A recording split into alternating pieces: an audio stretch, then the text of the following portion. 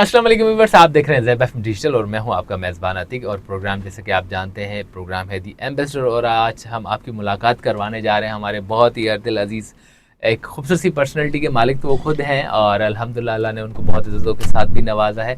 एक वसी सा एक्सपीरियंस रखते हैं, और मैं ये कहूँगा कि बहुत किस्मत वाले हैं कि एक उरूज का टाइम था जिस वक्त लोग सोचा करते थे काश हम इस यूनिवर्सिटी में हमारा एडमिशन हो जाए, क्योंकि उस वक्त वो यूनिवर्सिटीज़ का ऐसा बूम था कि कंपटीशन नाम के साथ चल रहा था और दो टॉप ऑफ द लिस्ट नाम होते थे, और एक आइडियल सिचुएशन हुआ करती थी लोगों के माइंड में कि अगर ये नहीं तो ये, अगर ये नहीं तो फिर मतलब चल जाएगा, हो जाएगा। मगर अगर इस जगह है तो समझिए कि आप जैसे ही ग्रेजुएट हुए, अंडर ग्रेजुएट है, पास आउट हुए, तो आपके हाथ में एक लेटर होता था, चाहे वो किसी भी जॉब का हो जो आपके जस्ट लाइक फील्ड से रिलेट करती हो। तो उससे तकरीबन लोगों को ये पता होता कि यार मैं इस यूनिवर्सिटी से अगर प्रोग्राम कंप्लीट करूंगा तो मुझे जॉब ज़रूर मिल जाएगी। तो सर मैं ये कहूँगा कि उस लकी वक्तों के स्टूडेंट रहे उन दोनों यूनिवर्सिटीज़ के, और उस पर भी हम बात करेंगे। और उनका अर्ली एजुकेशन सिस्टम जो उनको अपने जस्ट लाइक फैमिली से मिला वो भी बड़ा प्यारा था। तो हमारे साथ जी हाँ सर फैसल जावेद सिद्दीकी साहब मौजूद है, जो कि वाइस प्रेसिडेंट भी हैं और क्रेडिट हेड भी हैं यूबीएल बैंक से। तो सर अस्सलाम वालेकुम एंड हाउ आर यू? वालेकुम अस्सलाम जी, बहुत बहुत शुक्रिया। मैं बिल्कुल ठीक ठाक हूँ। आपने जो है मौका दिया, it's an honour to come back to the university I graduated from. तो again thank you very much. Sir हमें तो वाकई बहुत बहुत ज़्यादा अच्छा और बेहतरीन और समवॉट ये कहूँ कि प्राउड फील होता है जब हम अपने अलमनाइज के साथ मिलते हैं, और बहुत सारी इंस्पिरेशंस मिलती हैं, क्योंकि हम with the passage of time और हालात पाकिस्तान के देख के कहीं ना कहीं हिम्मत हार बैठते हैं। और जब हम अपने सीनियर से, अपने अलमनाई से मिलते हैं तो इंस्पिरेशन मिलती है कि हाँ इन फ्यूचर हम भी बहुत कुछ कर सकते हैं, क्योंकि उनकी जो स्ट्रगलिंग स्टोरी होती है वो बड़ी ही एक just like motivational inspirational sort of होती है। तो जैसे आपके साथ भी बहुत सारी चीज़ें शो में आने से पहले डिस्कशन हो रहे थे, तो मैं आज वाकई यकीन माने मैं समझ रहा था कि आज की जो हमारी एपिसोड है हमारे स्टूडेंट्स के लिए बहुत ही ज़्यादा इन्फॉर्मेटिव होने जा रही है। सर सबसे पहले मैं पूछना चाहूँगा कि ऑब्वियसली मंजिलें तो बहुत सारी इंसान तय करके और मंजिलों की तरफ गामजन होना चाहता है, और इंशाल्लाह आपके विजन के मुताबिक भी बात करेंगे। मगर सबसे पहली चीज़ होती है कि नशो नुमा का पहला कदम, यानी कि स्कूलिंग कहाँ से की, कैसे की, और स्कूलिंग के अंदर किस तरह के आप स्टूडेंट रहे? जी, मैं जो हूँ वो क्लास 1 से लेके और क्लास 8 तक पढ़ा हूँ स्प्रिंगफील्ड स्कूल से। तो जी, ये कारसाज रोड के ऊपर जो एक स्कूल है, और ये इसकी खासियत ये है कि जो इनकी जो प्रिंसिपल थी वो ये कहती थी कि हम इतने क्वालिटी के ऊपर फोकस करेंगे कि हम कोई और ब्रांच नहीं खोलेंगे। तो वाह। वहाँ पे जो है education, as a very proud student वहाँ पे हमने एजुकेशन हासिल की, और क्लास 1 से लेके क्लास 8 तक। 8 के बाद मुझे इसलिए छोड़ना पड़ा कि हमारे अब्बा का ट्रांसफ़र फिर इस्लामाबाद हो गया, तो फिर मुझे इस्लामाबाद शिफ्ट होना पड़ा, और वहाँ फिर मैंने सिटी स्कूल ज्वाइन किया, जो मैं ए लेवल्स तक फिर सिटी स्कूल में रहा। लेकिन स्प्रिंगफील्ड से मेरी जो है वो जो सबसे पहली चीज़ मैंने सीखी वो सीखी थी डिसिप्लिन, क्योंकि वहाँ पे जो है वो हर चीज़ के लिए आपको बहुत जो है डिसिप्लिन रह के बात करनी पड़ती थी, पर्टिकुलर रहना पड़ता था। फॉर एग्जांपल आपको 8 बजे डॉट शार्प बेल के ऊपर स्कूल के अंदर होना था, वरना गेट बंद and you are not allowed inside. वाह। फिर आपके जो है वो आपको हेयर कट अपना जो है वो पर्टिकुलर छोटा रखना पड़ता था, नाखून देखने पड़ते थे, so you had to be very careful, जूते पॉलिश होने चाहिए। एंड उस ज़माने में क्योंकि 90s का दौर था, उस वक्त कोई इंटरनेट वगैरह नहीं था हमारे पास, only source of information was newspaper या टीवी। और हम ऐसे दौर से गुजरे थे जहाँ पे हमारे पेरेंट्स भी स्पेशली लड़कों के साथ बहुत स्ट्रिक्ट होते थे।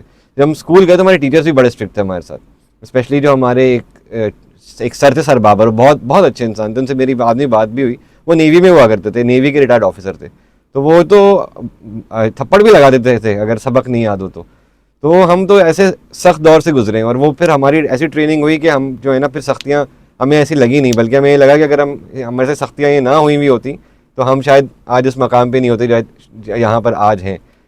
तो मैं बहुत फॉन्डली उन मेमोरीज़ को याद करता हूँ। जहाँ तक बात है कि ऐसे स्टूडेंट थे, तो मैं जी बहुत एक एवरेज किस्म का स्टूडेंट था। क्रिकेट वगैरह का मुझे बड़ा शौक था, वाह। और वो मैं देखा करता था, कोई भी मैच हो जाए, भले वो पाकिस्तान का हो या ना, वो देखने बैठ जाता था। तो जहाँ पे मैं थोड़ी मेहनत करके पढ़ता था वहाँ पे मेरे नंबर अच्छे आते थे, मेहनत नहीं करता था तो नंबर नीचे चले जाते थे। सही। क्लास में मुझे आगे बैठना पड़ता था, एक तो मेरी हाइट भी छोटी थी, और पीछे बैठता था तो मैं शरारतें करने लगता था, तो मुझे टीचर्स आगे बिठाते थे। क्या अच्छा, शरारतों के साथ जो है ना बड़ा अच्छा और ये कहते हैं ना कि खतरनाक ताल्लुक रहता है हम पाकिस्तानियों का। तो कभी स्कूल में कोई ऐसा वाक़या आपको याद आया जिस पे आपको मतलब जैसे मार तो टीचरों ने, वैसे ही आपने बता दिया खुद के सर बाबर ने आपको काफ़ी स्ट्रिक्टली उस वक्त डील भी किया था और आपने शायद मार भी खाई। तो कभी ऐसा हुआ कोई आपने स्कूल में शरारत की और आज बहुत मिस करते हैं उन टीचरों को कि यार वो भी दिन थे, क्या लाजवाब मज़ा आया? सर बाबर की क्लास का एक वाक़या आपको बताता हूँ कि सबक जो है ना वो एक हमारा होता था ओरल टेस्ट, वो हमें साइंस पढ़ाते थे। तो वो ओरल टेस्ट करके आना बड़ा ज़रूरी होता था, वरना बहुत मार पड़ती थी, थप्पड़ पड़ते थे। तो मैं जो हूँ जनाब उस दिन ओरल टेस्ट बड़ा याद करके आया कि सर बाबर पूछेंगे और मैंने फ़ौरन जवाब दे देना है। तो वो उस तरह चलता था कि वो रो वाइज बारियाँ चलती थी। तो मेरे बराबर वाले की बारी जो है ना वो ख़त्म हुई और मैं इतना एक्साइटेड हो गया कि सर बाबर के बोलने से पहले ही मैं उठ के खड़ा हो गया। तो उन्होंने वहीं पकड़ लिया, बोला कि why did you stand up. अब मेरी तो आवाज़ ही ना निकले कि अब सही। जवाब ही कोई नहीं। उस ज़माने में तो इतनी हिम्मत नहीं होती थी कि बोल सकें कि सर जवाब देने खड़े हुए। उन्होंने वहीं कहा जी shut up and get out. तो वहाँ पे जो है वो ओरल टेस्ट धरा का धरा रह गया। वो भी वक्त है सर, वो भी वक्त है। अल्हम्दुलिल्लाह। अच्छा sir, extra curricular activities obviously जिस स्कूल में डिसिप्लिन ज़्यादा होता है तो वहाँ पर फोकस्ड होकर एक्स्ट्रा करिकुलर एक्टिविटीज़, जैसे आपने कहा कि जो उस वक्त मैम थी जिन्होंने क्वालिटी को मद्देनज़र रखते हुए कभी अपना दूसरा फ्रेंचाइज स्टार्ट नहीं किया और बहुत ही कैलकुलेटेड मामला वहाँ चलता था। तो कभी एक्स्ट्रा करिकुलर एक्टिविटीज़ में कोई आपको अपॉर्चुनिटी मिली हो या आपने कोई रोल प्ले करने की कोशिश की हो, और वो चीज़ जो हम अक्सर कहते हैं ना कि यार बच्चे होते तो फंबल्स बहुत मारते हैं, अगर उनको कोई स्पीच वगैरह दी जाए तो कोई ऐसी शफकत भरा हाथ ऊपर से आता है टीचर का जो आपको मतलब ऑन द ट्रैक लेके आता है और आप वो क्रिज्मेटिक हाथ आज तक आपको शायद याद हो, कुछ इस तरह का ज़िंदगी में हुआ हो? देखिए जहाँ तक एक्स्ट्रा करिकुलर की बात है, स्प्रिंगफील्ड के अंदर तो सिर्फ हफ्ते में एक पीटी का पीरियड होता था और वहाँ पे हम वो भी शायद 40 या 50 मिनट का होता था और हम वो बेसबॉल खेला करते थे वहाँ पे, और या फिर कराटे होते थे। तो वो कोई ख़ास इतनी एक्स्ट्रा करिकुलर नहीं थी। लेकिन जब मैं सिटी स्कूल गया क्लास 9 से लेकर और ए लेवल्स तक, वहाँ पे मैंने सारे स्पोर्ट्स किए, table tennis, football, cricket, hockey, और यहाँ तक कि मैंने बास्केटबॉल भी खेली है इस हाइट के ऊपर। तो वो सारे वॉलीबॉल हम बड़े शौक से खेलते थे। जहाँ तक आपकी बात रही कि शफकत भरा हाथ, तो वहाँ पे एक हमारी मैं जब हमारे इंग्लिश का पीरियड होता था ना, तो वो इंग्लिश के अंदर जो भी ऐसे राइटिंग वगैरह होती थी वो मैं नहीं कर पाता था। तो वो हमेशा उसमें मेरी मिस्टेक्स होती थी और मुझे जो भी टीचर मिली थी वो फीमेल टीचर मिली थी, तो उनसे मुझे वैसे डर लगता था क्योंकि वो टीचर ज़रा स्ट्रिक्ट होती हैं। तो ओ लेवल्स का आखिरी साल था, उसमें वो हमारी टीचर चेंज हो गई थी और एक सर आ गए थे, सर अली। अच्छा, हम इस्लामाबाद में पढ़ते थे और वो अली साहब जो थे ना वो स्वात से थे। अच्छा। तो वो ज़रा केयरिंग थे, उन्होंने हाथ रखा, उन्होंने कहा यार तुम कर सकते हो, तुम ऐसे करो। उन्होंने मुझे गाइडेंस दी। तो जब मैंने उनकी गाइडेंस फॉलो करना शुरू की, मैंने अपने एसेस लिखना शुरू किए, तो उन्होंने मुझे इनकरेज किया और मुझे अच्छे मार्क्स भी दिए। वहाँ से जो है ना वो थोड़ा मुझे कॉन्फिडेंस आ गया। तो अल्हम्दुलिल्लाह now I can write very well. और मैंने जैसे बताया क्रिकेट में बचपन से देखता हूँ, तो वो थोड़ी बहुत कमेंट्री सुन के थोड़ी सी अंग्रेज़ी आ गई। तो वो सर अली जो थे हमारे, उनकी वजह से मेरी राइटिंग बेहतर हुई। माशाल्लाह। अच्छा सर, कराची से आपकी जस्ट लाइक कहेंगे इब्तदाई ताल्लुक आपका कराची से रहा, स्कूलिंग आपकी कराची से रही, वालिद साहब की जॉब के सिलसिले में इस्लामाबाद आपको भी मूव होना पड़ा।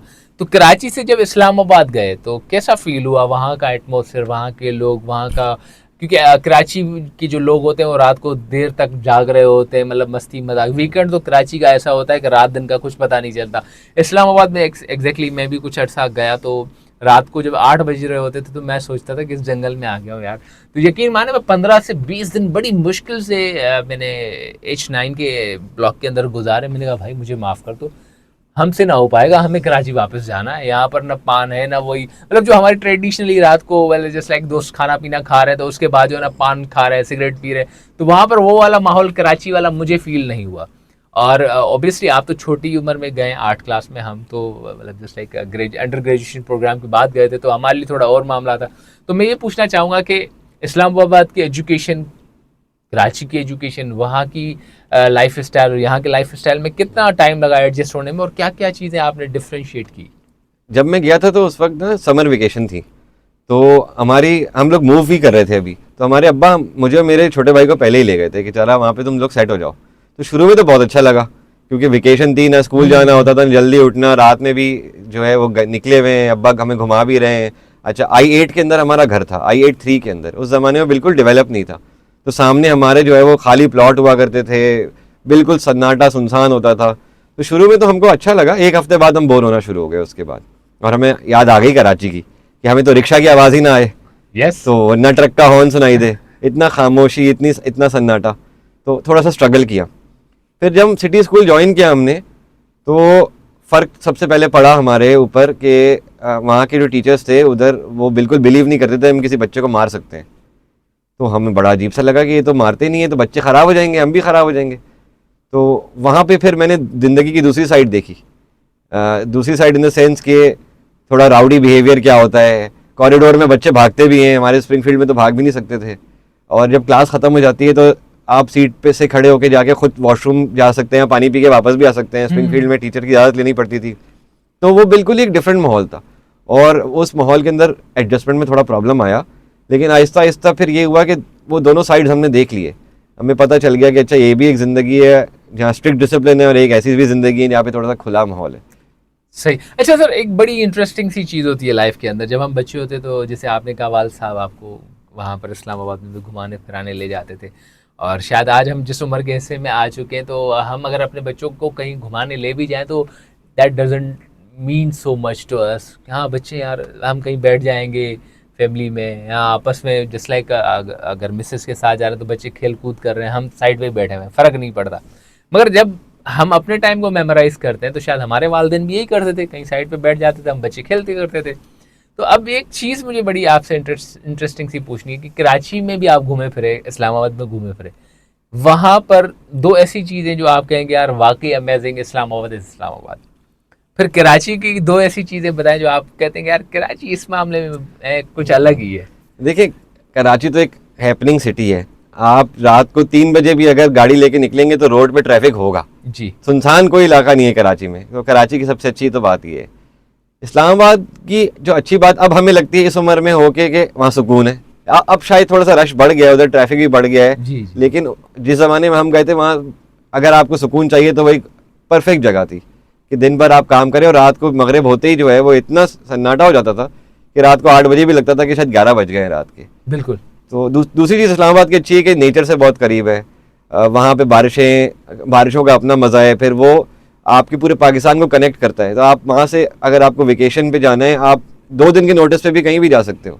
कराची में थोड़ी प्लानिंग ज़्यादा करनी पड़ती है। कराची की अच्छी बात यह है कि यहाँ पे आपको सब नेशनैलिटीज़ के लोग मिलेंगे, तो आपका एक्सपोजर बढ़ जाता है। इस्लामाबाद में अब पॉपुलेशन बहुत हो गई, पहले कोई पॉपुलेशन नहीं हुआ करती थी। Very true. So the thing is कि Karachi is the financial capital, the financial hub of Pakistan, और उसका कंपैरिजन कोई भी नहीं है। But Islamabad very close to nature और it's a very very beautiful place. I think कि जब बच्चा छोटा होता है तो वो नहीं समझ पाता, जैसे जैसे सुकून की तलाश होती है वैसे वैसे I think it's a very good place. ऐसी ही हकीकत है सर। फिर कराची का इत्तेफाक, क्योंकि आपने बीबीए कराची से ही किया, तो मैं पूछना चाहूँगा कि कराची का इत्तेफाक कैसे हुआ और वापस कराची की तरफ किस तरह आपका रुझान हुआ, क्योंकि इस्लामाबाद में भी ज़्यादुस्त है, तो थोड़ा सा मैं ये पूछना चाहूँगा। जब मैंने ओ लेवल्स कर लिया, 3 साल हो गए, हमारे अब्बा जो हैं वो एलाइड इंजीनियरिंग में काम करते थे, कैटरपिलर की डीलरशिप थी। उस ज़माने में गाजी बरोथा डैम जो है ना वो कंस्ट्रक्ट हो रहा था। जी जी सर। अटक के पास। तो हम इस्लामाबाद में रहते थे, हमारे अब्बा 1.5 घंटे की ड्राइव करके सुबह दफ्तर जाते थे, वापस 1.5 घंटे की ड्राइव करके आते थे। रहते हम इस्लामाबाद में थे। तो जब वो प्रोजेक्ट कंप्लीट हो गया तो हमारे अब्बा के पास एक ऑप्शन था कि क्या वो इस्लामाबाद के अंदर शिफ्ट हो जाएं ऑफिस के अंदर, या वापस कराची हेड ऑफिस ज्वाइन कर लें। तो क्योंकि हम लोग वहाँ पे सेट नहीं हो पा रहे थे, हमें कराची बड़ा याद आता था, तो हमने ये फैसला किया कि नहीं, हमें कराची वापस जाना चाहिए। तो फिर that's how we came back to Karachi. और फिर जो है कराची आके मैंने ए लेवल्स किया सिटी स्कूल से ही, और 2 साल के बाद जो 3rd year of coming back I was here at SZABIST, और यहाँ से मैंने फिर अपने बीबीए का आगाज़ किया। अच्छा, आपने एक बड़ी इंटरेस्टिंग चीज़ बताई कि आपने दूसरा फेज़ देखा था जहाँ पर स्कूल में बच्चे को मारा नहीं जाता था। आपने वहाँ से ओ लेवल्स किया और यहाँ आके ए लेवल किया था सिटी। क्या डिफरेंस फील किया दोनों सिटी के? सिटी तो सेम था, उसका माहौल सेम था। हाँ, थोड़ा सा ये हो गया था कि मैं जो है मेरा भी कॉन्फिडेंस बढ़ गया था। मैं भी जो हूँ ना वो औरों की तरह होता जा रहा था, तो फड्डे मैंने भी किए। अच्छा, सही। तो ये फिर मैं भी उनकी तरह बिगड़ गया था, बाल मेरे भी बड़े रखने शुरू कर दिए थे। लेकिन ये है कि वो भी एक ज़िंदगी का फेज़ था। आई थिंक ये है कि इससे एक डाइवर्सिफाइड एक्सपीरियंस हुआ, एक डिसिप्लिन लाइफ कैसे गुजार सकते हैं, और एक आप डिसिप्लिन थोड़ा सा अगर हल्का हो, आपके ऊपर थोड़ी खुली छूट हो, तो फिर कैसे लाइफ गुजार सकते हैं। इससे रिस्पॉन्सिबिलिटी भी आई। पहले इररिस्पॉन्सिबल हुआ करते थे, फिर जब वो इररिस्पॉन्सिबिलिटी की वजह से हमें थोड़ा भुगतना पड़ा, माँ बाप से डांट भी पिटी और सख्ती भी हुई माँ बाप की तरफ से, तो हमें अंदाज़ा हुआ कि नहीं, रिस्पॉन्सिबिलिटी भी क्या चीज़ होती है, रिस्पॉन्सिबिलिटी आपने कैसे करना है। सही। अच्छा सर, फिर जैबस का इत्तेफाक कैसे हुआ? क्योंकि उस टाइम एक बड़ा ही खतरनाक किस्म की हवा चल रही थी 3-4 यूनिवर्सिटीज़ के बीच में, जिस टाइम में आप जैबस में आए थे। तो लोगों का बड़ा ही रुझान होता था कि भाई यार ये top of the not universities हैं, बस इसमें जाना है। तो आपका जैबस का सिलेक्शन, या जैबस को आपने क्यों ऑप्ट किया? जैबिस के बारे में मुझे पहले से पता था। मेरे कज़न भी यहाँ से ग्रेजुएट कर चुके हैं, उन्होंने BCS किया था, उनका नाम था तला। वो पहले यहाँ पे पढ़ते थे, तो वो मुझसे 5 साल बड़े हैं, या शायद 3 से 4 साल बड़े हैं। तो जब उनका एडमिशन हुआ था जैबिस के अंदर, तो ख़ानदान के अंदर जो है वो उनकी बहुत वाह वाह हुई थी कि तला का जैबिस में हो गया। हम भी उनको मुबारकबाद देने गए थे। तो वहाँ से मुझे पता चला था कि जैबिस भी कोई यूनिवर्सिटी है। तो मेरे जहन में था कि जैबिस तो अप्लाई करना ही करना है, लेकिन मैं डरा हुआ बहुत था कि पता नहीं मेरा होगा कि नहीं होगा। सही। और इंटरव्यू भी मुझे सुबह 8 बजे वाला मिला था, तो नींद से उठ के आके नर्वस, क्या पूछेंगे क्या नहीं पूछेंगे। जब बच्चा होता है एक बिल्कुल उसको कोई एक्सपीरियंस नहीं होता, वो रॉ होता है, वो क्लासरूम से उठ के आया हुआ होता है खाली, और वो घर से भी डराया गया होता है कि भाई यही है, इसी में करना है, नहीं तो एडमिशन नहीं होगा, फिर क्या होगा। तो वो एक एक्सपेक्टेशन का भी बर्डन होता है।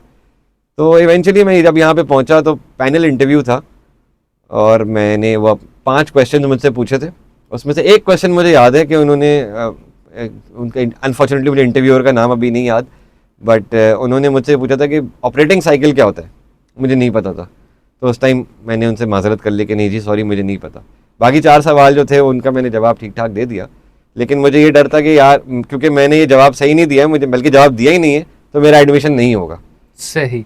तो जब रिजल्ट्स आए तो मैं रिजल्ट देखने के लिए, वो लिस्ट लगी थी नोटिस बोर्ड में, आया और मैंने देखा मुझे अपना नाम नज़र नहीं आया। मैंने दोबारा ऊपर से नीचे तक देखा, मुझे नाम नज़र नहीं आया। और घर जाके मैंने घर वालों को बोल दिया कि अभी रिजल्ट आया नहीं है, क्योंकि मेरे पास एडमिशन नहीं था और आगे से कोई और वो भी नहीं था मेरे पास कि और पाइपलाइन में कोई रिजल्ट्स हो। तो मैं समझता था शायद मेरा ये साल ज़ाया हो गया। फिर एक दिन वन फाइन डे घर पे बेल बजी और मेरे पास एक लेटर आया जैबिस्ट की तरफ से, और उसमें लिखा था जी आपको वेटिंग लिस्ट में हमने अप्रूव कर दिया है, तो आप फीस भर दें और वेटिंग लिस्ट में आप इंतज़ार करें। तो मैंने अल्लाह का शुक्र अदा किया कि चलो वेटिंग लिस्ट में तो आया, अब आ ही जाएगा, तो वो हो गया।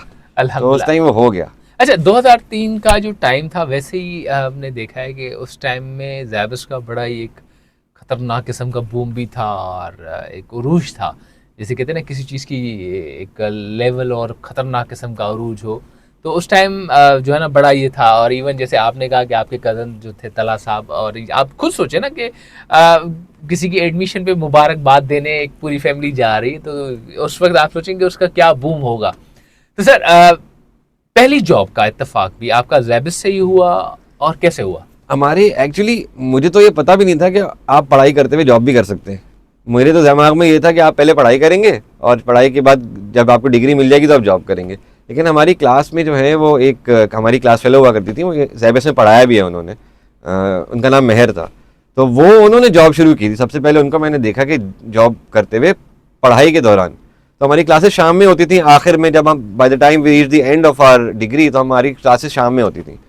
तो वो दिन में जॉब करती थी और वो वापस आके जो है शाम में पढ़ाई करती थी। मैं बहुत इंस्पायर होता था और मुझे ऐसा लगता था मैं ये नहीं कर सकता कि सुबह 9 बजे से लेकर 6 बजे तक आप जॉब करें, 6 से 9 साढ़े 9 तक आप क्लास लें, फिर घर जाएं और फिर दोबारा सुबह अगेन द सेम रूटीन। और सैटरडे संडे भी क्लासेस होती थी आखिर में। तो 7 दिन बंदा कैसे काम कर सकता है? मुझे तो लगता था कि दिस इज इम्पॉसिबल, मेरे अंदर नहीं है ये, सही, वो सुपर ह्यूमन होगी। फिर मैंने एंड में सोचा कि नहीं मैं भी कर सकता हूँ, मैं ट्राई करता हूँ। तो मैंने किया, सही, लेकिन मैं नहीं चल सका, मैंने छोड़ दिया। फिर मुझे यहाँ पे एक शॉन सर्कल के ऊपर एक कंपनी हुआ करती थी टेक्सटाइल की, तो वहाँ पे एक छोटी मुझे जॉब मिली 15,000 रुपये की। उसमें वो मुझे ट्रेन कर रहे थे कि हम डिफरेंट फैक्ट्रीज पे जो उनके लिए माल तैयार होता था आप उधर जाएं और उस माल को इंस्पेक्ट करें और फिर वो माल इवेंचुअली पैक हो, और वो एक्सपोर्टर कोई कंपनी थी छोटी। तो लेकिन मैं नहीं कर सका बिकॉज वो इतना टफ उसमें जॉब रूटीन था और नीचे शाम में आके क्लास अटेंड करना, तो आई कुडंट डू इट। फिर मैंने अप्लाई किया कहीं ABN AMRO उस ज़माने में होता था, उनके किसी क्रेडिट कार्ड के डिपार्टमेंट में मुझे नौकरी मिली कॉन्ट्रैक्ट के ऊपर, वो कोई 12,000 रुपये की थी। तो उसमें भी यही था कि सुबह 9 बजे से शाम तक क्लास है और उसके बाद काम है और फिर शाम में क्लास है। अब उन्होंने मुझे कहा नहीं जी अगर अच्छा टारगेट बेस्ड जॉब थी कि वो आपने कुछ क्रेडिट कार्ड के ऊपर कोई स्कीम्स वगैरह जो आती हैं कि जनरेटर इंस्टॉलमेंट पे ले लें या मोबाइल फ़ोन इंस्टॉलमेंट पे ले लें, वो बेचना था। अब कहते हैं जी आपके तो ये टारगेट हैं, आप अगर टारगेट अचीव नहीं करेंगे तो 10 बजे भी बैठे रहेंगे। अल्लाह, मैंने कहा यार ये तो किस मुसीबत में फंस गया हूँ, इतनी मुश्किल ज़िंदगी कैसे हो सकती है। तो तीसरे दिन शाम को 8 बजे मैं उठा और मैं घर चला गया और मैं वापस नहीं गया कभी उस नौकरी के ऊपर। सही। फिर मैंने फैसला किया नहीं, मैंने पहले पढ़ाई कंप्लीट करनी है, उसके बाद ये जॉब देखेंगे। तो फिर मैंने अपनी बीबीए की डिग्री पहले पूरी कंप्लीट की और उसके बाद फिर मैंने जॉब तलाश की। अच्छा, तो पहली जॉब कैसे और क्या इत्तेफाक रहा आपका तो डिग्री? जो मेरी जो first proper job was as a management trainee at Askari bank. मैंने जैसे बताया वो शॉन सर्कल के ऊपर जो आपकी टेक्सटाइल की कंपनी थी, मैं और मेरा एक और दोस्त वहीं पे हम लोग साथ काम करते थे। तो उन्होंने मुझे बताया कि अस्करी बैंक के अंदर मैनेजमेंट ट्रेनी की जॉब्स आई हैं तो तुम भी अप्लाई कर दो। अच्छा, ऑनलाइन एप्लीकेशन करनी थी। अब उस ज़माने में ये सब ऑनलाइन सिस्टम ये बहुत नया था, तो मुझे कुछ खास पता नहीं था कि इसको करते कैसे हैं। तो उसी से मैंने गाइडेंस ली। उसने कहा भाई वेबसाइट खोलो, उधर लिंक आ रहा है, लिंक क्लिक करो, फॉर्म आ जाएगा, वो भरो। वो सब करके हम दोनों ने साथ ही भेजा। तो फिर इवेंचुअली कॉल अप आ गई कि भाई आपका टेस्ट है, आप आके टेस्ट दें। वो बैरियर कॉम्प्लेक्स पे शायद टेस्ट था, हम उधर गए, हमने टेस्ट दिया। इंग्लिश मैथ्स का टेस्ट था, वो टेस्ट क्लियर हो गया अल्हम्दुलिल्लाह। जब वो टेस्ट क्लियर हुआ फिर इंटरव्यू के राउंड्स चले, तो माशाल्लाह सिलेक्शन हो गया। जी जी सर। जब सिलेक्शन हो गया तो फिर एज मैनेजमेंट ट्रेनी हमारी ट्रेनिंग शुरू हो गई। उस इत्तेफाक ये कि वो हमें जब कॉल अप किया गया तो नवंबर था, वो नवंबर ऑफ 2007, और मेरा एमबीए शुरू हो चुका था ज़ैबिस्ट के अंदर ही। तो फिर चूंकि मैं इतना डरा हुआ था कि मैं एमबीए और जॉब साथ नहीं कर सकता, तो इस दफ़ा मैंने कहा अब जॉब करेंगे और एमबीए बाद में करेंगे। तो इसलिए मैंने फिर बैंकिंग परस्यू की और एमबीए को मैंने ऑन होल्ड रखा। तो मैंने फिर एमबीए शुरू किया 2011 में। तो 4 साल का मैंने ब्रेक लिया बीबीए के बाद और 2011 में फिर मैंने एमबीए शुरू किया। अच्छा, आप एज अ ब्रांच के अंदर असिस्टेंट मैनेजर भी रहे अस्करी बैंक के अंदर, फिर आप क्रेडिट की तरफ गए। ये ब्रांच जो customer market just like banking जो कस्टमर रिलेटेड बैंक थी, उससे फिर क्रेडिट की तरफ किस तरह ये स्विच आया? और उसके बीच में शायद आप इंस्टीट्यूट ऑफ बैंकिंग समथिंग, उसमें भी आपने कुछ डिप्लोमा वगैरह किया। होता ये था कि हम क्योंकि मैनेजमेंट ट्रेनी से ना, तो हमें हर बैंक के सारे इंपॉर्टेंट डिपार्टमेंट्स में हमें रोटेशन मिलती थी। तो हमें बिल्कुल हम नए थे तो हमें पता नहीं था कि क्या सही है हमारे लिए, क्या गलत है। ब्रांच में पोस्ट हो गए तो हमें लगा कि नहीं यही सबसे अच्छी जगह है। तो इवेंचुअली कुछ दोस्तों से बात हुई, वहाँ पे कुछ और जो कॉलीग्स हैं उनसे बात हुई, तो पता ही चला जी आपको जो है वो कॉर्पोरेट बैंकिंग डिवीज़न जो है वो बैंक का, उसमें आप जाएँ तो आप बड़ी कॉर्पोरेशंस के साथ आपका एक्सपोजर होगा और वो वहाँ सही लर्निंग होगी। सही। तो मेरी कोशिश थी कि मैं वहाँ कॉर्पोरेट के डिपार्टमेंट में ज्वाइन करूँ, लेकिन मुझे वहाँ पे अपॉर्चुनिटी नहीं मिल रही थी। तो मैं ब्रांच में पोस्टेड था। उससे भी मुझे फ़ायदा ये हुआ कि मेरा एक 360 डिग्री एक्सपोजर मुझे मिला कि मुझे हेड ऑफिस का भी एक्सपोजर बाद में हो गया, उससे पहले ब्रांच का भी एक्सपोजर हो गया। मैंने पे ऑर्डर भी बनाया है, मैंने जो है वो चेकबुक भी इशू की है, अकाउंट भी खोला है। तो बिल्कुल बेसिक से मैंने शुरू किया। Although I was a management trainee, लेकिन ये बेसिक काम मैंने बिल्कुल किए। और इवेंचुअली फिर मुझे मौका मिला कॉर्पोरेट बैंकिंग में जाने का, बैंक अल अबीब में। तो मैं फिर वहाँ मैंने ज्वाइन किया और असल कॉर्पोरेट बैंकिंग की लर्निंग मेरी वहाँ पे हुई। अपनी जो प्रायर एक्सपीरियंस था उसको इस्तेमाल करते हुए मैंने वहाँ से शुरू किया और इवेंचुअली फिर आहिस्ता आहिस्ता अल्लाह ने हाथ पकड़ा, एक्सपीरियंस बढ़ता गया, होता गया सब कुछ। अच्छा, बैंक अल अबीब और एचबीएल, कभी ऐसा हो आप घर से निकले हो, क्योंकि आप पहले बैंक अल अबीब में थे और बाद में आप एचबीएल में गए, इत्तेफाक ऐसा कि दिमाग में बैंक अल अबीब भी चल रहा और जाना हो एचबीएल, कुछ इस तरह का कुछ ज़िंदगी में हुआ? ऐसा तो नहीं हुआ, लेकिन हमारे बैंकिंग के अंदर क्या होता है कि जब हम किसी क्लाइंट से डील कर रहे होते हैं ना, तो अप्रूवल्स लेने होते हैं, उसको फंड्स डिसबर्स करने होते हैं या उसकी एलसी अगर खोलनी होती है तो पीछे अप्रूवल्स होते हैं। जब अप्रूवल्स हो जाते हैं तो फिर एक डॉक्यूमेंटेशन का सिलसिला होता है। बिल्कुल सर। तो वो डॉक्यूमेंट्स को हम जब साइन कर रहे होते हैं ना, तो हमें नीचे अपने जब एड्रेस जहाँ पे होता है तो वहाँ पे हम अपने ऑफिस का एड्रेस देते हैं। उसमें लिख देते हैं केयर ऑफ अस्करी बैंक या care of bank Al Habib, care of HBL. तो उस पर बड़ा ख्याल रखना पड़ता है कि एक आध दफ़ा बस लिखते लिखते मैं रह गया कि एचबीएल में बैठा था, तो लिखते लिखते रह गया केयर ऑफ बैंक अल अबीब, तो वो फिर। अच्छा, ये दोनों आपस में मिल भी बहुत रहे हैं। इत्तेफाक ऐसा होता है कि किसी को बोलो ना यार वो अभी बैंक, तो उसके माइंड में सबसे पहले फॉर एग्जांपल अगर वो जस्ट लाइक मैं ये कहूँगी कि 40+ का है तो उसके दिमाग में अल हबीब, बैंक अल हबीब आएगा। अगर यंगस्टर है तो उसके दिमाग में एचबीएल आएगा। ये अक्सर मेरे साथ भी हुआ है, तो मैंने ये फील भी किया, तभी मैंने इस तरह का आपके साथ सवाल रखा। सर, ऑब्वियसली पाकिस्तान की बैंकिंग सिस्टम को बहुत ही स्ट्रॉन्ग बैंकिंग सिस्टम कहा जाता है और माना जाता है। इवन मैंने कुछ आर्टिकल्स में भी पढ़ा था कि दुबई का जो बैंकिंग सिस्टम है वो इंस्पायर है पाकिस्तान के बैंकिंग सिस्टम से, जब ये ऑनलाइन के प्रोसेस पे गया। तो माशाल्लाह आपने भी पाकिस्तान के टॉप ऑफ द रैंक जो बैंकिंग सिस्टम्स हैं उनके अंदर काम किया है। किस तरह का इत्तेफाक और जस्ट लाइक एक्सपीरियंस रहा जिसे आपने अस्करी में किया, फिर मैज़ान में, फिर अल हबीब में, HBL में, और अल्हम्दुलिल्लाह अब यूनाइटेड बैंक में है।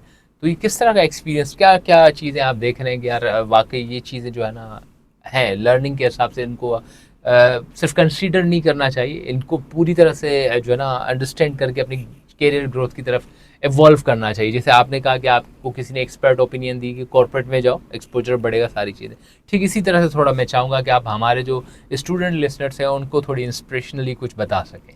देखिए फील्ड तो बहुत वास्ट है, और भले वो एक ब्रांच हो, ब्रांच की अपनी एक अलग दुनिया होती है, उधर कस्टमर डीलिंग होती है, वहाँ पे कॉमन मैन आता है और एज अ आपको सर्विस एक्सपेक्ट करता है आपसे, तो वहाँ पे सर्विस की बात होती है। Because it's a service industry, तो आपको तो सर्विस अपनी टॉप नॉच रखनी ही वेरी रखनी है। ट्रू। और दूसरी चीज़ ये होती है कि कुछ इसके बहुत हाई एंड डिपार्टमेंट्स भी होते हैं जो कि हाईली टेक्निकल होते हैं, फॉर एग्जांपल ट्रेजरी या कॉर्पोरेट या फिर आपका रिस्क डिपार्टमेंट, उसमें फिर टेक्निकल नॉलेज आपकी अप्लाई करती है। वो इट्स नॉट एज इफ कि आपको किताब पढ़ के आप उसको कर सकते हैं, वहाँ पे प्रॉपरली आपको एज अ यंगस्टर पोस्ट होना होता है, जूनियर पोजीशन पे आप जाएँ, वहाँ पे आप जो रिलेशनशिप मैनेजर्स होते हैं उनको असिस्ट करते हैं, फिर आप उनको जब असिस्ट कर रहे होते हैं तो साथ साथ आपकी ट्रेनिंग हो रही होती है, आप क्लाइंट से डील भी कर रहे होते हैं, फिर इवेंचुअली आप जब थोड़ा अरसा गुजार लेते हैं तो आप खुद रिलेशनशिप मैनेजर बन जाते हैं, फिर आप इंडिपेंडेंटली उन क्लाइंट्स को डील करने लगते हैं। तो जो स्टूडेंट्स सुन रहे हैं उनको मशवरा यही है कि आपको जो है ना वो परसिस्टेंस के साथ काम करना पड़ता है। You can get disheartened just like that, या अगर एक साल आपका इंक्रीमेंट अच्छा नहीं हुआ या आपको अगर तनख्वाह ऑफर अच्छी नहीं हुई, you can just give up. हाँ, आप काम करेंगे परसिस्टेंस के साथ तो इवेंचुअली आपको सक्सेस मिलेगी। बट द थिंग इज़ कि आपको काम करते रहना होगा और एक्सपीरियंस हासिल करना होगा। देखिए तनख्वाह नहीं भी अच्छी है आपकी, बिल्कुल आपको एक्सपीरियंस मिल रहा है, और experience in the and cash हो जाता है और आपका नाम बन जाता है। तो आप कोशिश ये करें कि आप बस परसिस्टेंस के साथ काम करें, डिसहार्ट होने की कोई ज़रूरत नहीं है। अच्छे दिन आएंगे, बुरे दिन आएंगे, फिर दोबारा बुरे आ जाएंगे, फिर दोबारा अच्छे आ जाएंगे। तो आपने सिर्फ अपना दिल लगा के और आपको विद फोकस कंसंट्रेशन काम करना है। आपने इंस्टीट्यूट ऑफ बैंकर्स पाकिस्तान की बात की थी, वो एक बैंकिंग का डिप्लोमा होता है जिसे हम कहते हैं JAIBP, junior associateship of institute of bankers Pakistan. उसकी 3 स्टेजेस होती थी, अभी भी शायद 3 ही है, और उसमें आपके टोटल 12 पेपर होते थे, वो आपने निकालने होते थे। तो वो आपका डिप्लोमा होता था बैंकिंग के अंदर, वो हर कोई करता था। वो जो है वो हमें कहा जाता था कि आप ये डिप्लोमा करें, और उसको लोगों को मोटिवेट करने के लिए कैश प्राइजेस भी होते थे कि अगर आपने फर्स्ट अटेम्प्ट में पास किया, फर्स्ट अटेम्प्ट में पास किया तो 50,000 रुपये मिलेंगे। वाह, उस टाइम के। उस टाइम फिर सेकंड स्टेज आपने फर्स्ट अटेम्प्ट में पास किया तो 75,000, और थर्ड स्टेज पास करने पे लाख। मतलब अल्टो आप उसी टाइम ले लेते। तो बस हम इसी वजह से मोटिवेशन होती थी कि पैसे मिलेंगे, तो हम वो पेपर्स देते थे। एंड हमने, क्योंकि मैं मैनेजमेंट ट्रेनी रहा, तो मैंने उसमें से बहुत सारी चीज़ें ऑलरेडी पढ़ी हुई थी, तो मुझे फ़ायदा हुआ। कुछ उसमें सब्जेक्ट्स थे, फॉर एग्जांपल कंप्यूटर्स या IT, वो भी हमने बैचलर्स में किया हुआ था ज़ैबिस से, तो इतना प्रॉब्लम हमें नहीं होता था। हम सिर्फ ये करते थे कि कुछ पास पेपर्स सॉल्व करते थे और जाके पेपर अटैम्प्ट करते थे। MCQ बेस्ड पेपर होता था, एक सेक्शन, और एक सेक्शन आपका थ्योरी होता था। तो अगर if someone is looking to join banking, तो उसे वो JAIBP के एग्ज़ाम्स भी देने चाहिए। और अब तो और आपकी डिटेल्ड सर्टिफिकेशंस और डिग्रीज, डिप्लोमास आ गए हैं, तो आप अपने आप को जितना अपग्रेड करेंगे आप उतना ऊपर जाएंगे। लेकिन एक्सपीरियंस का कोई सब्स्टिट्यूट नहीं है। इफ़ यू आर एक्सपीरियंस्ड, आप आगे बढ़ सकते हैं और आगे बढ़ते रहेंगे, बस परसिस्टेंस चाहिए। मेरा तो मैसेज यही है कि परसिस्टेंस के साथ आपको लगना पड़ेगा। आप हार नहीं मान सकते या डिसहार्ट नहीं हो सकते, आपको लगे रहना पड़ेगा। कुछ लोगों को जल्दी तरक्की मिलती है, कुछ लोगों को देर से मिलती है, बट आप लगे रहें। एटलीस्ट आपको अपनी रिटायरमेंट के ऊपर ये रिग्रेट नहीं होगा कि यार मैंने ट्राई नहीं किया। Very true. तो आप ट्राई करते रहें, आपका कभी ना कभी दिन आएगा। अच्छा सर, एक बड़ी ही अनोखी चीज़ हमने देखी है कि लाइफ में इंसान जब आगे बढ़ रहा होता है और कहीं ना कहीं उसे अपने माजी की तरफ झांकना पड़ता है। कभी आपकी लाइफ में ऐसा वक्त आया हो कि जस्ट लाइक आपने BBA कर लिया, MBA कर लिया, और अल्हम्दुलिल्लाह अल्लाह ने आपको बड़ी इज़्ज़त से नवाजा है, आज आप एक अच्छी पोजीशन पे भी हैं, और शायद हमारे लिए भी और अपनी फैमिली के लिए भी प्राउड है। तो कभी ये सोचा कि मुझे अब PhD करनी चाहिए एंड कुछ टाइम मुझे एजुकेशन को दोबारा देना चाहिए, कुछ इस तरह का कभी फील हुआ हो? मैंने जैसा आपको बताया कि बहुत अर्ली मैंने ये सोच लिया था और रियलाइज़ कर लिया था कि मैं पढ़ाई और काम साथ नहीं कर सकता। हालांकि मैंने MBA जब किया तो मैंने वो काम करते हुए किया, लेकिन वो बिल्कुल मजबूरन किया, क्योंकि नौकरी नहीं छोड़ सकते थे। इतना करियर में आगे चले गए थे 7-8 साल के, अब नौकरी नहीं छोड़ सकते थे। लेकिन मास्टर्स का ठप्पा लगा हुआ नहीं था, और आइडेंटिफाई कर लिया था कि मास्टर्स के बगैर प्रोफाइल इनकम्प्लीट है, तो वो फिर मजबूरन आधा आधा लोड लेके 3 कोर्सेज लेके वो फिर मास्टर्स 2 साल का मास्टर्स जो है वो 4 साल में किया, लेकिन अल्हम्दुलिल्लाह कर लिया। तो वो एक मजबूरी थी। लेकिन अब ऐसा एहसास होता है क्योंकि आप ऑल्सो जब आप यंग होते हो ना तो आप कर सकते हो, बट नाउ विद एज मुझे नहीं लगता कि सर 2-4 बाल ही तो सफेद हुए सर, आज भी आप ये तो अल्हम्दुलिल्लाह, ऐसी बात नहीं है। देखिए मैं इन अदर वर्ड्स इसको ये कहना चाहूँगी, आज अल्हम्दुलिल्लाह आज वाइस प्रेसिडेंट है, तो कल का आप प्रेसिडेंट होंगे, तो ऑब्वियसली कहीं ना कहीं एजुकेशन का कंट्रीब्यूशन होता है। तो कभी फील उस तरह से कभी सोचे ना आप, क्योंकि देखें यंगस्टर्स तो पीएचडी करते भी नहीं है, थोड़ा सा उसके अंदर मैच्योर एज वाला मामला वैसे ही होता है। तो 2-4 सफ़ेद बाल तो वैसे भी हमें कराची में तो वैसे भी नज़ले ज़ुकाम की एलर्जी की वजह से भी हो जाते नहीं, थे। एजुकेशन तो आपको ऑलवेज पे करती है और इसकी कोई एज नहीं होती, आप कभी भी एजुकेशन के लिए इनरोल कर सकते हैं। It is always a learning process. और प्लीज़ मेरी बात से आप लोग इनकरेज ना हो कि अगर मैं नहीं कर रहा हूँ तो ये मत सोचें कि आप भी नहीं कर रहे हैं। मैं सिर्फ आपको अपनी जो है वो रिजर्वेशन है, अपना कंस्ट्रेंट बता रहा हूँ कि मैं समझता हूँ कि मैं नहीं कर सकता, लेकिन द थिंग इज़ कि आप अपने आप को अपग्रेड करें और आप मुसलसल पढ़ते रहें। मैं कोई प्रोफेशनल डिग्री नहीं कर रहा हूँ, लेकिन मैं मुसलसल अब पढ़ता रहता हूँ, इन द सेंस कि दुनिया में क्या हो रहा है वो मेरे लिए जानना बहुत ज़रूरी है, वरना मैं अपनी नौकरी में अपने काम के में जस्टिस नहीं कर सकता। So I have to know कि अमेरिकन इकोनॉमी में क्या चल रहा है, I have to know Pakistani economy में क्या चल रहा है, दोनों के कंपैरिजन्स दोनों एक दूसरे पे किस तरह डिपेंड करते हैं, और इस पूरी सिचुएशन से मेरे कस्टमर्स के ऊपर क्या इम्पैक्ट पड़ता है और इवेंचुअली मेरे बैंक पे क्या इम्पैक्ट पड़ता है। और इस सब को मुझे पहले से प्रीएम्प्ट करना पड़ता है और उस हिसाब से अपनी डिसीजन मेकिंग करनी पड़ती है। तो पढ़ना तो हमारे अब्बा भी यही कहते थे कि बेटा पढ़ना तो ज़िंदगी भर पड़ेगा, अभी भाग रहे हो लेकिन ज़िंदगी भर पढ़ना पड़ेगा।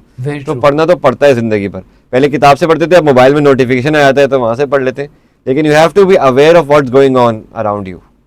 Very true sir. बहुत सी चीज़ें हम लाइफ में देखते हैं, एक्सपीरियंस करते हैं और उसी की बिहाफ पे डिसीजंस भी लेते हैं, और कहीं ना कहीं हमें ये वक्त भी याद आता है कि यार just because of that teacher, just because of that institution, that just because of that gathering and just because of that inspiration today I am here. तो कभी ज़ैबिस्ट के हवाले से कोई इत्तेफाक आपकी ज़िंदगी में रहा हो जो आप कहते हो यार ज़ैबिस्ट मेरी लाइफ का वो गोल्डन टाइम था जिसकी वजह से अल्हम्दुलिल्लाह आज मैं यहाँ स्टैंड करता हूँ, या कोई ऐसी चीज़ जो समझ रहे हैं कि यार वो उस टाइम ज़ैबिस्ट ने मुझे दी है, आज मैं उस चीज़ की बेसिस पे बहुत सी चीज़ों को टैकल कर रहा हूँ, एनीथिंग? ज़ैबिस्ट का तो बहुत बड़ा कंट्रीब्यूशन है मेरी लाइफ में, क्योंकि ज़ैबिस्ट से मुझे आया कॉन्फिडेंस। ए लेवल्स मुझे बहुत मुश्किल लगता था करना, तो मैंने बड़ी मुश्किल से ए लेवल्स किया, जब किया तो मुझे बहुत रिलीफ महसूस हुआ कि मैंने ए लेवल्स कर लिया। तो मुझे लगता था कि ज़ैबिस्ट के अंदर और ज़्यादा मुश्किल सूरत हाल होगी मेरे लिए, लेकिन जब मैं यहाँ पे आया तो मुझे इतना मुश्किल नहीं लगा। एक तो कुछ इंट्रोडक्टरी कोर्सेज ऐसे थे कि वो ए लेवल्स का रिफ्रेशर हो गए तो एक बेस बन गई, और फिर आहिस्ता आहिस्ता जैसे माहौल के ज़ैबिस्ट के अंदर मेरी दोस्तियाँ भी अच्छी हो गई थी, तो मैं माहौल के अंदर सेटल हो गया था। तो I use to feel at home, मुझे कोई बर्डन नहीं लगता था कॉलेज जाना, या फिर हमने तो 6-6, 7-7 घंटे भी यहाँ गुजारे हैं और 7-7 दिन गुजारे हैं, रात 10 बजे तक बैठे रहे, सुबह फिर 8 बजे आ गए, तो मुझे कोई ऐसा बर्डन नहीं लगता था। तो एक तो नंबर 1 इन्वायरमेंट बहुत अच्छा था कि students use to feel at home. बहुत से टीचर्स गुजरे हैं जिन्होंने मोटिवेट किया, जिनसे हमने बहुत सीखा। फॉर एग्ज़ाम्पल एक हमारे टीचर थे मिस्टर सिराज इकबाल कोलंबो जी, तो वो बहुत उन्होंने इंस्पायर किया, उन्होंने बहुत सिखाया। उन्होंने एक चीज़ उनकी सिखाई हुई मुझे याद रही कि बेटा जब भी कोई ईमेल करो अपने बॉस को ज़रूर लूप में रखो, मुश्किल वक्तों में वो काम आएगा। तो वो चीज़ एक याद रही, तो अब वो आज तक वो प्रैक्टिस करता हूँ कि अपने बॉस को ईमेल रखता हूँ, और अपने स्टाफ को भी कहता हूँ कि भाई कहीं भी ईमेल करो तो मुझे तुम ज़रूर कॉपीड रखो। वो उन्होंने एक चीज़ सिखाई। फिर हमारी बीबीए कोऑर्डिनेटर हुआ करती थी मैम वजिया जावेद, उनसे बहुत इंस्पायर थे, क्योंकि वो कभी सख्ती नहीं करती थी, वो प्रॉब्लम स्टूडेंट्स की समझती थी। बिल्कुल। तो उनसे बहुत इजी होते थे। बाज़ औक़ात ऐसा होता था कि जो कोर्स का इंस्ट्रक्टर होता था उससे बात करने में हम इतना इजी नहीं होते थे, और मैम वजिया के ऑफिस में ऐसे ही चले जाते थे। जी जी बिल्कुल। तो she has been very kind, तो मैं उनको ख़ास तौर पे इसलिए मेंशन करना चाहता हूँ because she has been very kind. Services marketing का वो कोर्स पढ़ाती थी हमें, तो देखने में तो बहुत ईजी कोर्स लगता था वो, लेकिन जो उस ज़माने में हमारे 3 आर्ली होते थे और N-1 हुआ करता था, यानी कि 2 बेस्ट आर्लीज काउंट हो जाएंगे, 1 डिस्कार्ड हो जाएगा। तो पहला आर्ली मैंने दिया, मैं फेल हो गया। तो मैंने कहा कोई बात नहीं, 2 हैं अभी। और बहुत सी दफ़ा मैंने ऐसा किया था कि पहले में फेल होने के बाद 2 में A ग्रेड ले लिए थे, तो वो फेलियर जो है वो साइड लाइन हो जाता था। तो दूसरा जब आर्ली आया तो दूसरे में भी फेल हो गया, तो अपने बराबर एक मेरा दोस्त बैठा था, उसको मैंने पूछा भाई तुम्हारा क्या हुआ, कह रहा यार मैं भी फेल हो गया। मैंने कहा और लोगों से ही पूछते हैं, तो 2 में फेल हो गए, अब तो पता नहीं पास होंगे भी कि नहीं। औरों से पूछा बाकी सब पास, तो हम 2 फेल। तो मैं मजिया के ऑफिस में गए कि भाई ये तो बाकी तो सारे पास हो गए, इसका मतलब ये है कि पेपर मुश्किल नहीं था, तो हम तो तैयारी भी करके आए थे लेकिन हम हो गए फेल। तो अब बताएं हम तो फेल हो जाएंगे, क्या व्हाट शुड वी डू। उन्होंने हमें डिस्करेज नहीं किया, उन्होंने कहा देखो तुम्हारा काम है मेहनत करना, मेहनत करते रहो, थर्ड आर्ली है, फाइनल है, you can still do it, परेशान नहीं हो। तो वो थर्ड आर्ली मैंने पास किया, मैंने फाइनल अच्छा किया, तो वो पास होने के लाले थे, इवेंचुअली बी ग्रेड आ गया।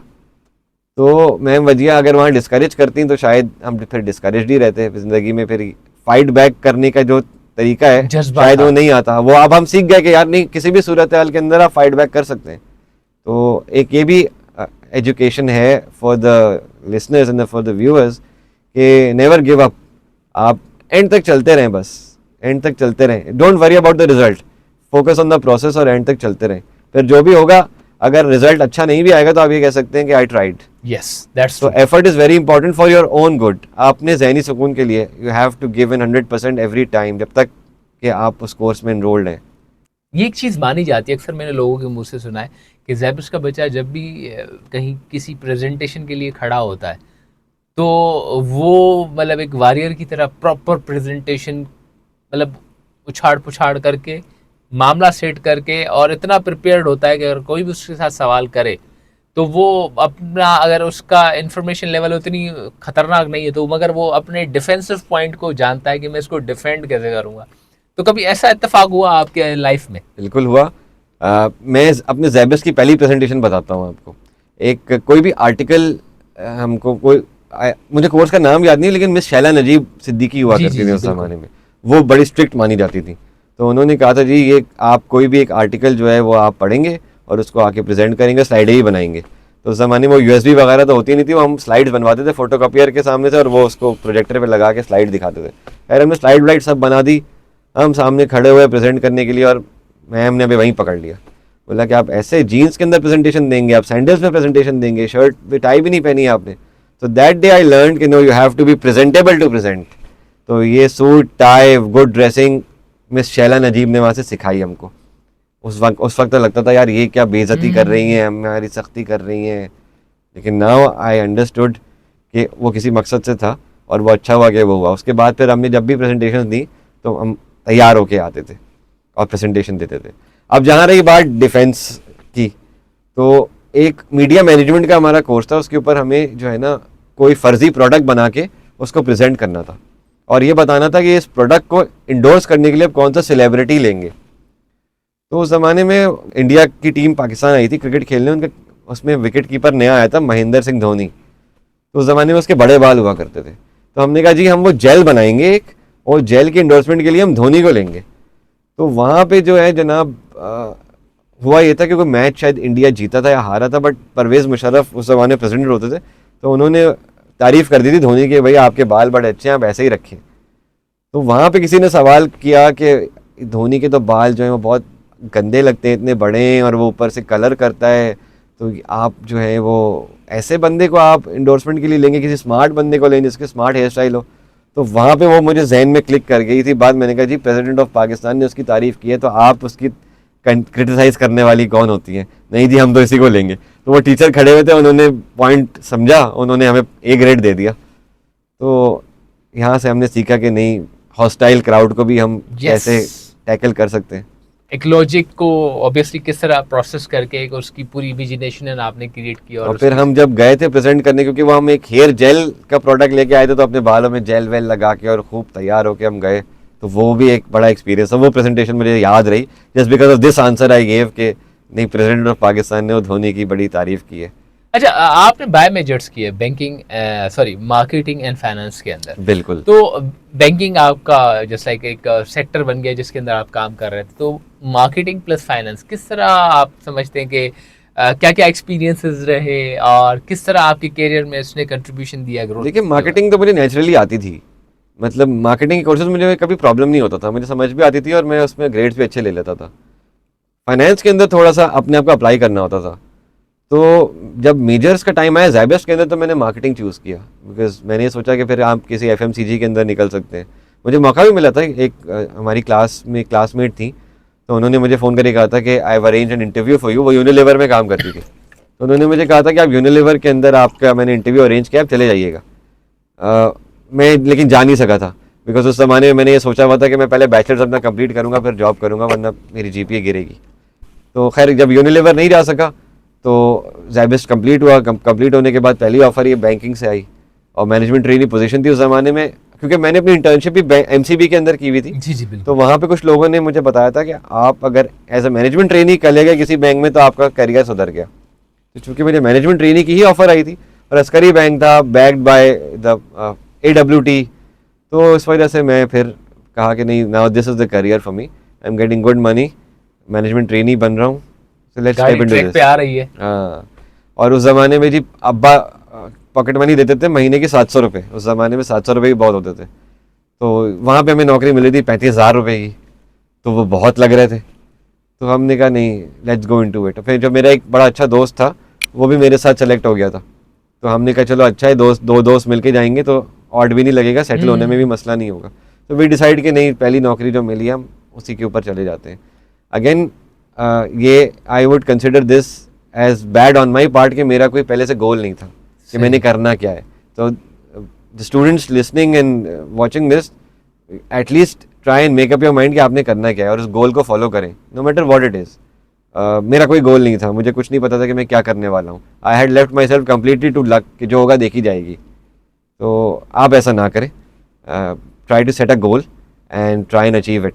मैं जब बैंकिंग में घुस गया उसके बाद फिर मेरे गोल्स बने कि अच्छा मैंने इस डिपार्टमेंट में जाना है, मैंने अब ये करना है।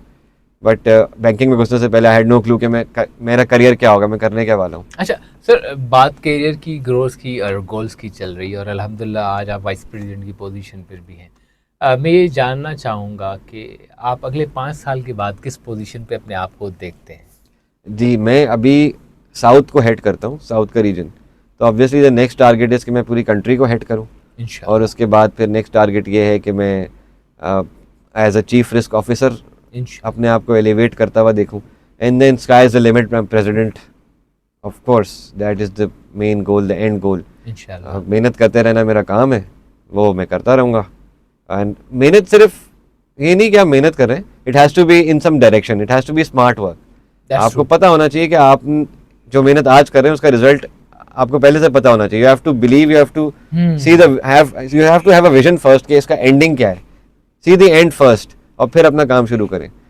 बहुत सी डिसअपॉइंटमेंट्स आएंगी, आपको ऐसा लगेगा कि नहीं मैं तो कर ही नहीं सकता हूँ, but you have to keep on trying. It's an iterative process कि कोई चीज़ गलत हो गई, आप वापस ड्राइंग बोर्ड पे आए, दोबारा से स्ट्रेटेजाइज किया, फिर आगे गए। इसी तरह अप्स एंड डाउन्स करते करते, बस the idea is not to give up, आप चलते रहें और इवेंचुअली आपको मौके मिलते हैं।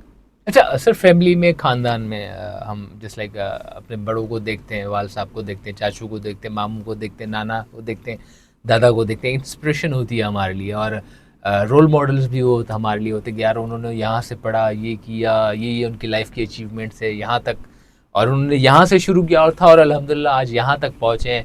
ये नहीं कि उनको भी जो है ना कोई सोने की प्लेट में सब कुछ रख के मिला था, नहीं, उन्होंने भी लाइफ में अपने बहुत टाइम दिया, सब कुछ किया, और अल्लाह ने उनको इस इज़्ज़तों से नवाजा।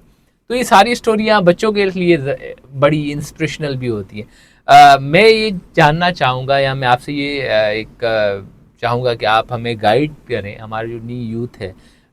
एक तो हम पेशेंस हमारे अंदर बहुत कम रह चुके हैं, और जज्बाती होने के साथ साथ टेक्नोलॉजी में इतने हम मगन हो चुके हैं कि शायद हमें ये आइडिया नहीं होता कि टेक्नोलॉजी शायद ये इसका भी एंड है, इन अदर वर्ड्स, ठीक है। At the end of the day आपकी अपनी एस्थेटिक, आपकी सोच, आपकी लगन, आपकी मेहनत ही आपको अपनी मंजिल तक पहुंचा सकती है। आप भी पेरेंट्स के हिसाब से भी चीज़ों को देख रहे हैं, और जो हमारे स्टूडेंट्स हैं उनको भी आपकी तरफ से क्या ऐसी टिप्स होंगी स्टूडेंट्स के लिए जो अभी अंडर ग्रेजुएशन प्रोग्राम में एनरोल्ड हैं और अब आगे ज़िंदगी बढ़ाना चाह रहे हैं? जैसे आपने ऑलरेडी एक चीज़ तो मुझे बिल्कुल नोटिस करवा भी दी कि भाई जो भी करना चाहो उसके मुताबिक अपना विजन रखो, प्लानिंग रखो, गोल्स अपने उसके अंदर ऐड करो, फिर प्रोसेस करो।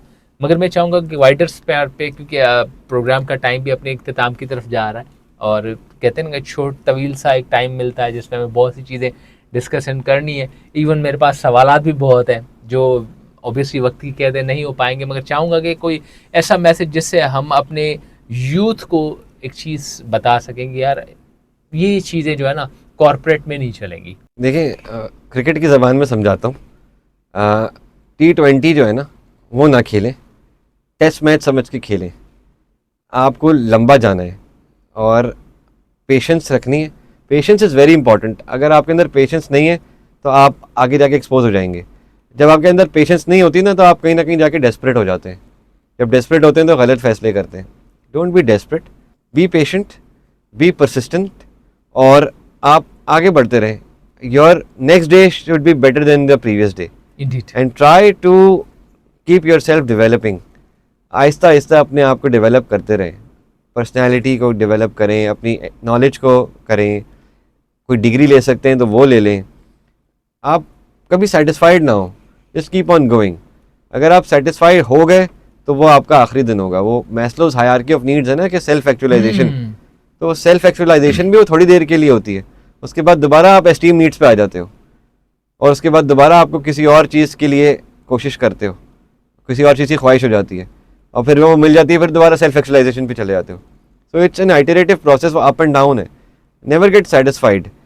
आप जहाँ पे सेटिस्फाइड हो गए अपने आप से, वहाँ पे आप सीखना छोड़ देंगे, वहाँ पे आप कोशिश करना छोड़ देंगे। So have a vision, achieve that through persistence, through hard work, smart work, और कभी खुश ना हो। आप एक चीज़ अचीव करें, उसको टिक करें और दूसरे की कोशिश करें। स्काई इज़ द लिमिट, आप कुछ भी कर सकते हैं। मैंने कभी नहीं सोचा था कि मैं साउथ को हेड कर रहा हूँ, पाकिस्तान के one of the top banks को, उसका साउथ कॉर्पोरेट का डिपार्टमेंट, जहाँ बिलियंस एंड बिलियंस की ट्रांजैक्शंस मैं कर रहा हूँ। मैंने नहीं सोचा था। अल्लाह आपको और इज़्ज़तों से नवाजे। सर बहुत ही मैं मशकूर हूँ, शुक्रगुजार हूँ कि आपने हमें टाइम दिया। बहुत इनलाइटन सा डिस्कशन था और मैं आज आपको रिक्वेस्ट भी करूँगा कि बहुत जल्दी हम आपके साथ एक बैंकिंग सेक्टर के ऊपर स्पेशली स्पेसिफिक हो जाएंगे हम कि इन्वेस्टमेंट क्या है, किस तरह इस तरह के ही मौजू पे बात करना चाहेंगे और उसके लिए हम आपको बहुत जल्द मदऊ करेंगे क्योंकि आज का टाइम अपने इख्तिताम पे चाहता है। तो मुझे दें इजाज़त। फ़ी अमानिल्लाह करीम। Thank you so much for the coming on the show. आपने बुलाया, आपका बहुत बहुत शुक्रिया। It's an honour. Thank you. अल्लाह हाफ़िज़ viewers, stay tuned. This is Zaib FM digital.